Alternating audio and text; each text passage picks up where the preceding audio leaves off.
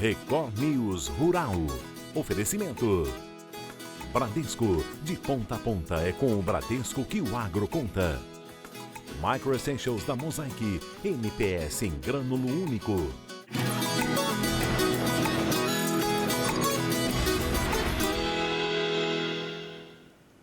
Oi, bom dia para você. Começou o Record News Rural e está no ar.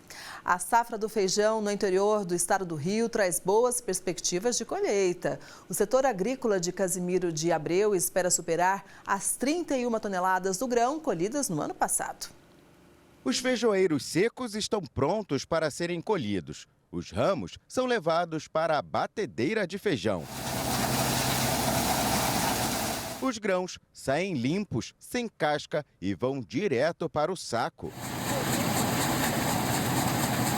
Cada um com capacidade para 50 quilos. Um trabalho que envolve mais de 30 agricultores de 41 propriedades. Todos estão envolvidos na colheita do grão em Casimiro de Abreu, no interior do estado do Rio. Marcos é um dos produtores. No terreno de 4 hectares, ele e a família cultivaram o feijão vermelho, preto e rajado. A expectativa é que a produção renda 1,5 tonelada até o fim do processo. Para mim tá razoável, entendeu? Não tá ruim não. Dá para trabalhar? Dá para trabalhar. A falta de chuvas durante o desenvolvimento das plantas também é prejudicial. A chuva não foi assim tão eficaz como no ano passado. Mas deu para colher bastante ainda, a produção ainda vai ser razoável. Para quem não trabalha com a irrigação, para a gente aqui, qualquer planta, a gente vive da mercê do tempo, né? Então, que se chover, fica bom, se não chover, piora um pouquinho, né? Se chover muito também? E se chover muito também, atrapalha. O plantio do grão ocorreu em abril deste ano. Em 3 meses, as plantações ficaram prontas. Apesar do longo período de estiagem, o setor agrícola do município está otimista para o fim da colheita. Diferente dos anos anteriores, por conta do clima quente e seco, a colheita, que normalmente acontece em maior volume em agosto, começou a ser feita em julho. A expectativa para a safra de 2024 é ultrapassar as 31 toneladas colhidas em 2023. O feijão é uma cultura que demora só 3 meses, né? Produz uma vez por ano, e é um produto que vende muito rápido. Então, assim, tem um retorno muito rápido para os agricultores, né? Então, assim, a produção de feijão tem um retorno rápido, produz rápido e já libera a área para plantar outra cultura. Dados da Secretaria de Estado de Agricultura, Pecuária e Abastecimento mostram que no ano passado o faturamento bruto da cultura do feijão em Casimiro de Abreu foi de quase R$920 mil. O cultivo da leguminosa na cidade faz parte do programa Feijão, que atua com auxílio técnico e máquinas para facilitar o processo para os produtores. Apoio que permitiu um aumento de mais de 15% na produção no comparativo com o ano passado. Os produtores plantavam e batiam o feijão, beneficiavam manualmente, né? No giral, né? Com uma estrutura de bambu ou de madeira, e batia com porrete em cima para poder abrir, né? O trabalho que fazia em um dia, hoje faz meia hora com uma máquina. Então, assim, aí o vizinho estimula a plantar, o outro estimula a plantar, pela facilidade que hoje existe, né, no plantio do feijão. Dificilmente dá praga, né, e quando dá, controla rapidinho. Assim, o manuseio é muito fácil, né, do feijão. Evita prejuízo. Evita prejuízo, e se o tempo correr tudo conforme, né, a colheita sempre é boa. E a gente continua no Rio de Janeiro porque mais de 100 famílias que dependem da pesca estão passando por dificuldades em Quissamã. O motivo? O assoreamento da boca da barra impede o acesso dos barcos ao mar. Por enquanto, os barcos vão ficar parados, já que não tem como entrar e sair do mar com facilidade. Isso porque os pescadores encontram dificuldades no trecho da boca da barra, que fica em Barra do Furado, litoral de Quissamã. Quando a maré está seca, fica no mínimo com meio metro de profundidade, sendo que o ideal para que as embarcações saiam é de que o volume de água seja pelo menos 4 vezes maior. Para sair ali 1,5 metro para frente, de 1 metro e pouco para trás, agora está em meio metro ali, agora está 30 centímetros. Aí o barco bate na pedra, os barcos ficam batendo na pedra direto ali. Cerca de 150 famílias de Barra do Furado e do terminal pesqueiro do Farol dependem da Boca da Barra para chegar a mar aberto. Alguns barcos até saíram, mas muitos não conseguiram retornar. Já aconteceu várias vezes, o pessoal entrava aqui para o mar, levava 3 dias, voltava, a barra tapada, vai para Macaé ou vai para Tafona, porque aqui não consegue passar, ou sai no Farol. Quando os barcos param em outro local, os donos precisam pagar vigias e arcar com as despesas da volta para casa. Evaldo explica que existia uma embarcação flutuante que fazia a retirada da areia e evitava este excesso na Boca da Barra, mas que pelo menos há 5 anos este trabalho de manutenção não é feito. Se ela tivesse aí até hoje trabalhando e coisas, estava tranquilo, isso aí estava as maravilhas. Mas a flutuante deu ferrugem, começou a dar ferrugem, aí levou lá para os parques de exposição, tá lá de enfeite lá, já tem uns 5 anos, acho. Acredito que tem de 4 a 5 anos parada lá e não resolve nada. Segundo a Secretaria de Agricultura, Pecuária e Pesca de Campos, o assoreamento se deve ao volume reduzido de água no Canal das Flechas, que desemboca na região, e que desde o início do ano foi solicitado ao Instituto Estadual do Ambiente a limpeza, mas até agora isso não aconteceu. Segundo os pescadores, 2 medidas poderiam ser adotadas para evitar os problemas. A primeira seria um melhor planejamento por parte do INEA, o Instituto Estadual do Ambiente, para a abertura das comportas do Canal das Flechas. Durante o período de chuva, as 6 ficam abertas e quando chega a época da seca, não tem água doce suficiente para passar pela Boca da Barra. Isso faz com que a areia fique acumulada. E uma outra alternativa seria realmente a retirada do excesso de areia que existe no local. A Prefeitura de Quissamã informou que a abertura da comporta da Lagoa Feia, que seria uma medida para auxiliar a situação, depende do fluxo de água disponível, o qual está sendo comprometido pelo período de seca. Técnicos da Secretaria Municipal de Agricultura, Meio Ambiente e Pesca seguem em monitoramento para garantir a segurança dos pescadores e a abertura da comporta assim que for registrada elevação do nível de água. Já o INEA se pronunciou por meio de nota. O Instituto informou que fez uma vistoria na localidade e analisa a viabilidade técnica da realização do desassoreamento dessa região. A nota ressaltou que o fenômeno é natural e que esses locais decantam a areia da própria praia pelo efeito das marés. Tem que ser feito o mais rápido possível, como vocês podem ver aí, está muito ruim mesmo. E eu acredito que até o município está deixando de ganhar um pouco, porque tem muitos barcos que vêm de Cabo Frio, pesca aqui na costa e volta para descarregar lá. Eu acredito que um canal desse fundeado aqui, os barcos conseguiriam descarregar aqui e eu acredito que no caso vai gerar mais emprego para o pessoal aqui. No começo de agosto foi comemorado o Dia Internacional da Cerveja. A Confederação da Agricultura e Pecuária do Brasil aproveitou a data para abrir as inscrições para o Prêmio Brasil Artesanal de Cerveja. Confira os detalhes.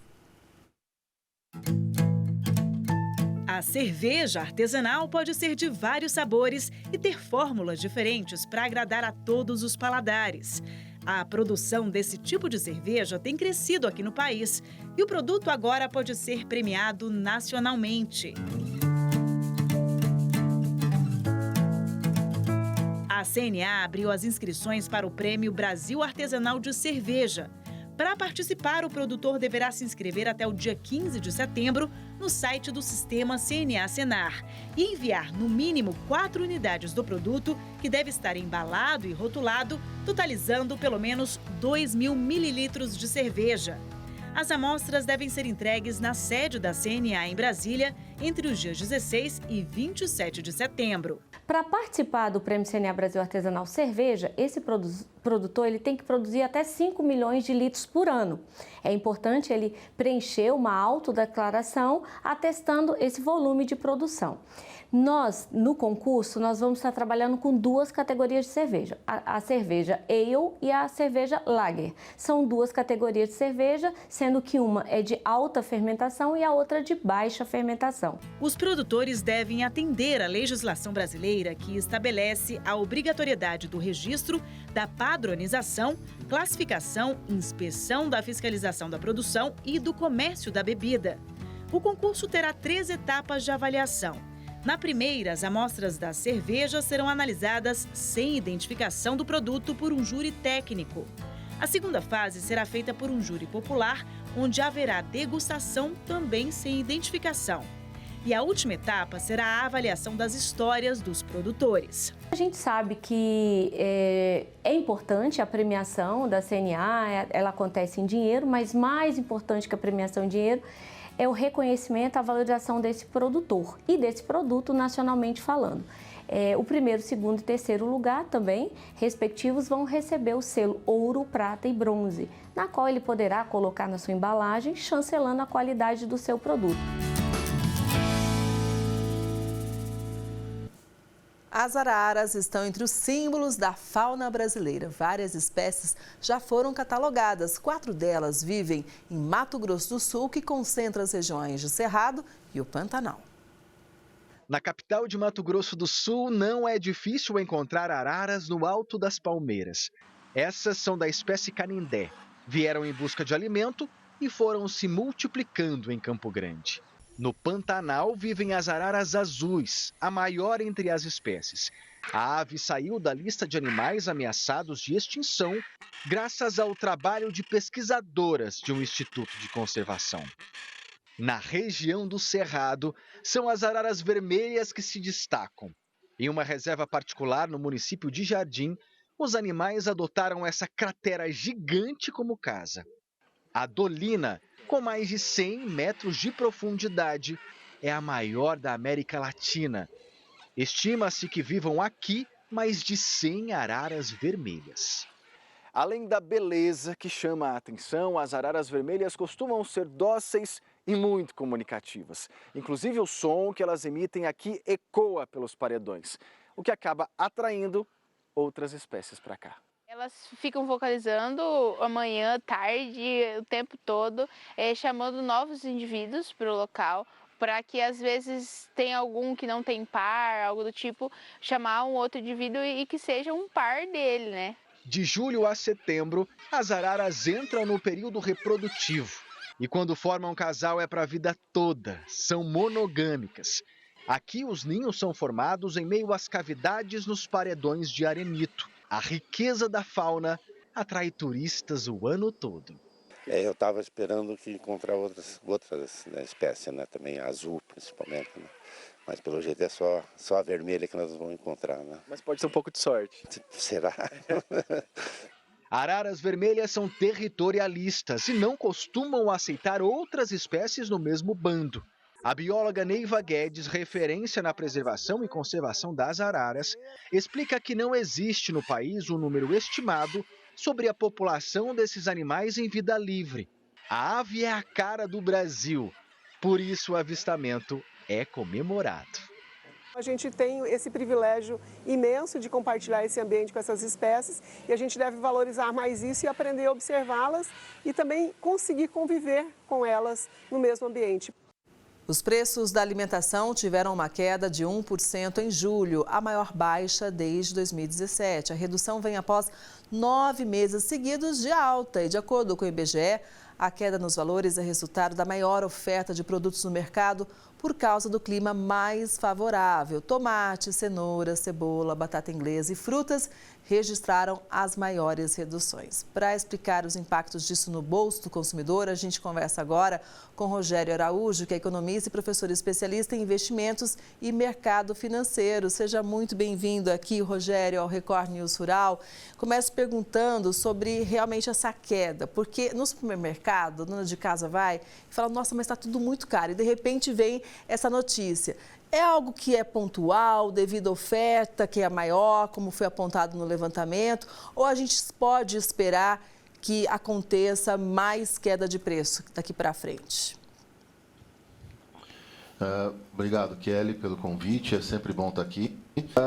Na verdade, essa queda no preço dos alimentos, ela vem justamente devido a essa oferta muito boa que nós tivemos, mas também ajuda um pouco a questão que o governo conseguiu, através da Petrobras, controlar um pouco o preço do combustível. E isso ajudou também na queda desse preço. Não é algo pontual, não é algo passageiro, porque a oferta brasileira é muito boa. né? Tanto é que nós somos um dos celeiros do mundo. Então, o Brasil tem essa característica de produtor agrícola, produtor rural, ser muito forte. E com isso a gente vai colher bons frutos ainda. Embora o mundo pareça querer entrar em recessão, o Brasil anda muito bem e o agronegócio melhor ainda. Exatamente. Todo mundo sabe da importância, né, do agronegócio, inclusive para o PIB brasileiro, né? Isso, o PIB brasileiro tem um valor muito forte, né, o agronegócio no PIB brasileiro, e assim, 34% uns produtos, né, como soja, café brasileiro, abastecem o mundo, né? O mundo depende de uma produção brasileira. Então, quando você olha para o café, por exemplo, o Brasil produz mais de 30% do café que é exportado para o mundo. Então, o agronegócio brasileiro impulsiona a balança comercial, dá condição, inclusive, de governo fazer projeções de receitas quando olha para o agronegócio. E esse ano não é diferente. O agronegócio está batendo recorde de novo e vai trazer produção acima do esperado, ou seja, mais dinheiro entrando também para os agroprodutores e automaticamente para o governo através de impostos. E também para o trabalhador, né? Eu acho importante a gente sempre trazer essa consideração, Rogério, porque quando a gente fala em exportação, muita gente fala, ih, olha, vai tudo embora daqui do país, né? As pessoas se esquecem que não é bem dessa forma e até porque é gerado emprego e renda aqui, né? Isso, o agronegócio crescendo no Brasil, quando você tem uma oferta maior ou você tem uma produção recorde como essa brasileira, batendo um novo recorde esse ano, o que nós temos? Fazendas grandes, empregando muito mais pessoas, gerando muito mais desenvolvimento econômico, gerando muito mais dinheiro no bolso das pessoas, né, e alimentando famílias com o agronegócio. Então, o agronegócio brasileiro, ele tem um número muito grande de empregados, de pessoas trabalhando para ele, e é uma parte importante do desenvolvimento econômico do país. Você comentou sobre balança comercial. Em julho, teve um resultado muito expressivo e resultado positivo, né? Isso, o acúmulo, inclusive, da indústria extrativa, né, que faz extração de produtos relacionados ao agropecuária, teve um crescimento de 21,5% nas exportações. Isso é muito grande, né? É um valor muito alto. Você olhando para o agronegócio, a economia brasileira que está crescendo 2,5%, você falar de 21% nas exportações só na indústria extrativa, que é algo que vai fazer das extrações ali de produtos na agropecuária, é muito grande. Então o agronegócio, o mundo rural, ele é muito bom e é muito grande, gera muito dinheiro, né, gera muito crescimento econômico para o país. Agora, ainda falando sobre julho, a gente observa um dado curioso, né? Em relação à China, números positivos, cresceu bastante. Em relação aos Estados Unidos, também. Já União Europeia, o mesmo. Mas já a Argentina, houve uma queda, né, Rogério?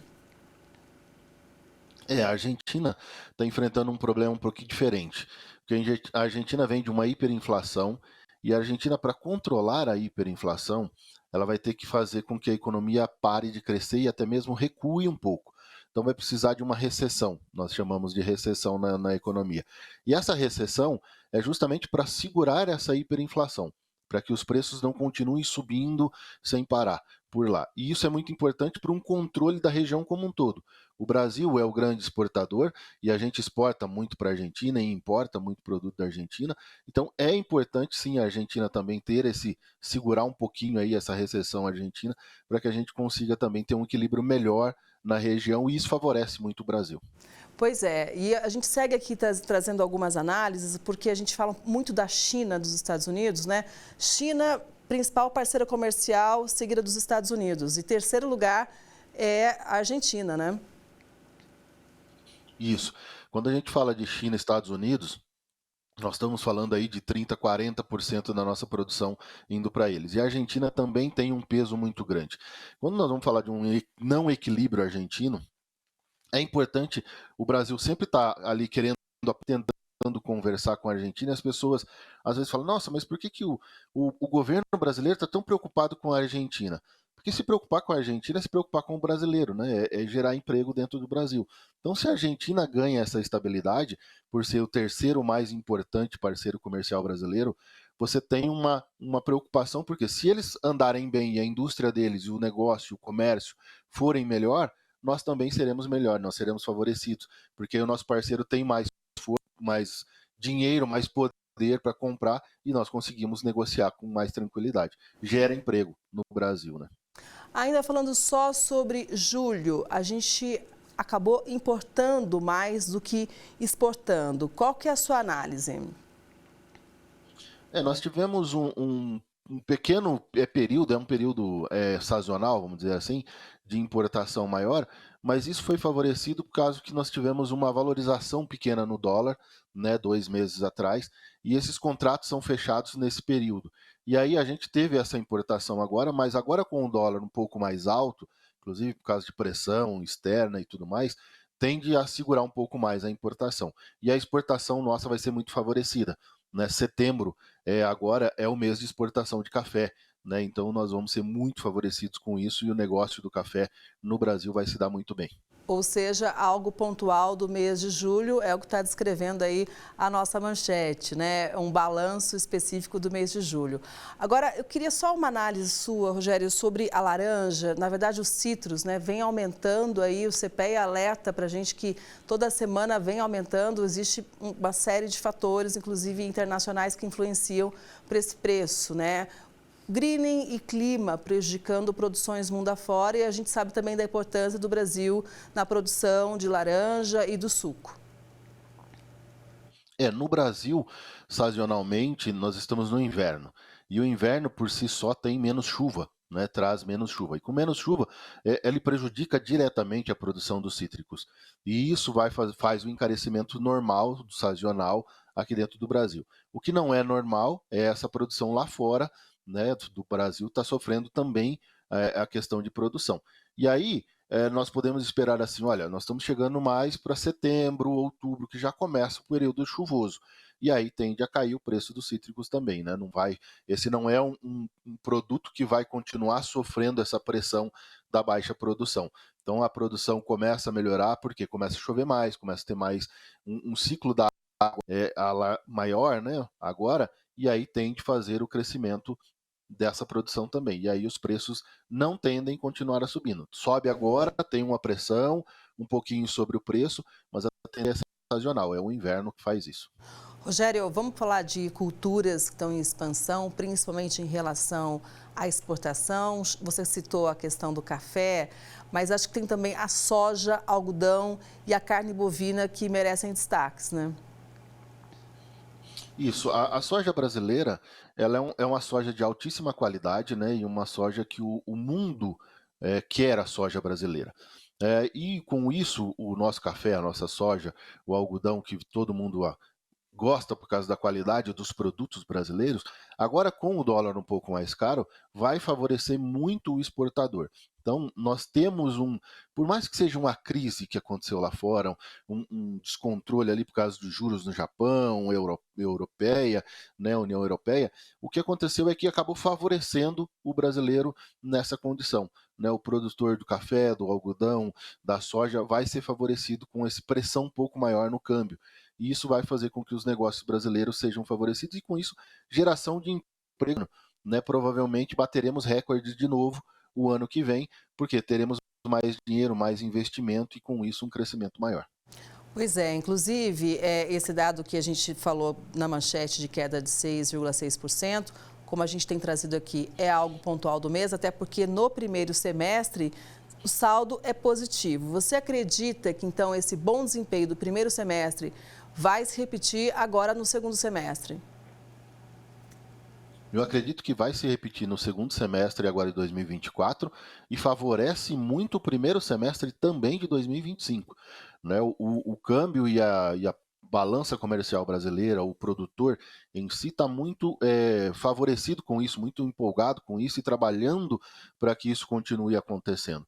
Né? O brasileiro, por si só, preza pela qualidade e é um povo trabalhador e com isso faz com que a nossa produção seja muito bem vista lá fora, os nossos produtos. E aí a gente, com certeza, o segundo semestre deve ser muito bom também e o primeiro semestre do ano que vem também favorecido por causa dessa entrada agora no segundo semestre com um câmbio um pouquinho mais forte, trazendo um pouquinho mais de dinheiro para dentro, que vai favorecer investimento, crescimento e desenvolvimento do agronegócio no Brasil.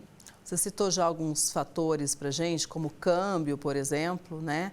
E também a gente já citou aqui a questão do clima, como sendo um ponto desafiador para muitas culturas, não só para a gente aqui no Brasil, mas também mundo afora. Agora, Rogério, quais são os gargalos que a gente precisa resolver para realmente conquistar cada vez mais mercados? Eu pergunto porque, por exemplo, em relação à logística, muitas vezes o Brasil acaba perdendo, né, o preço, o melhor preço em relação a outros países, né?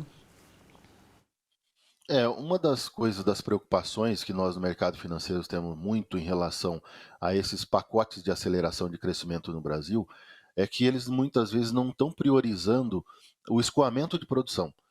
E isso é o custo Brasil, né? Quando a gente fala de custo Brasil, as pessoas se perguntam, o que é custo Brasil? Custo Brasil é aquele custo de que eu carrego um caminhão de soja e para eu chegar com esse caminhão de soja até o porto eu levo 2 dias, quando poderia ser 1.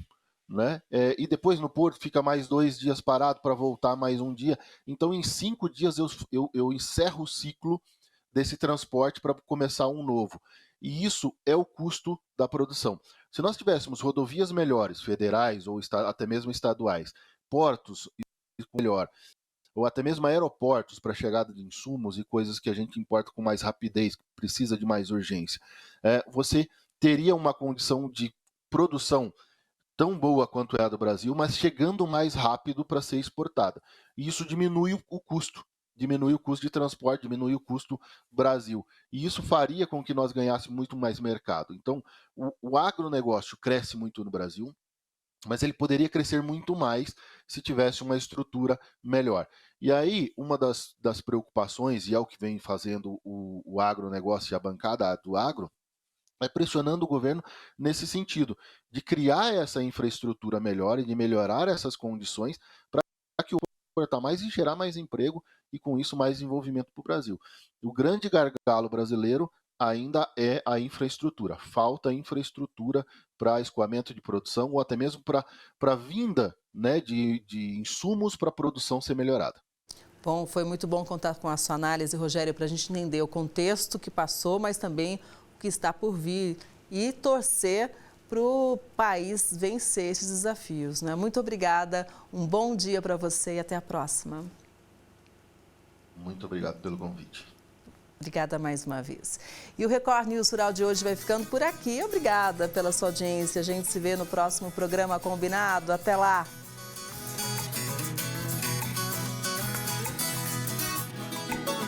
Record News Rural.